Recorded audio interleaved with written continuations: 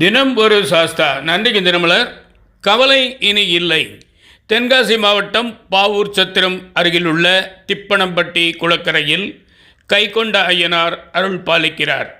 இப்பகுதி மக்களின் குலதெய்வமாக திகழும் இவர் பக்தரான திருமலை அளித்த உணவை பங்குனி உத்திரத்தன்று கையால் வாங்கி உண்டதால் இப்பெயர் பெற்றார்.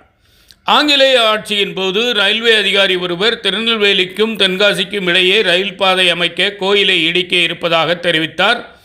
அப்போதே அந்த அதிகாரி ஏறி வந்த குதிரை அங்கேயே இறந்தது. சுவாமியின் சக்தியை உணர்ந்த அதிகாரி தன் உத்தரவை திரும்ப பெற்றுக்கொண்டார். இங்கு பரிவார தெய்வங்களாக விநாயகர், முருகன், பிரம்மசக்தி, பாதாள பைரவி, பேச்சியம்மன், சிவனணைந்த பெருமாள், சுடலைமாடன், பூதத்தார் உள்ளனர்.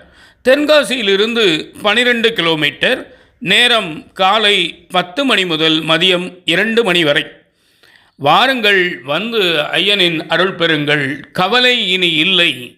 கவலைதானே பலரது கவலை. அதை தீர்க்க ஒரு இடம் இருக்கும்போது என்ன தயக்கம்? வாருங்கள், நன்கு வாழுங்கள். நன்றி, வணக்கம்.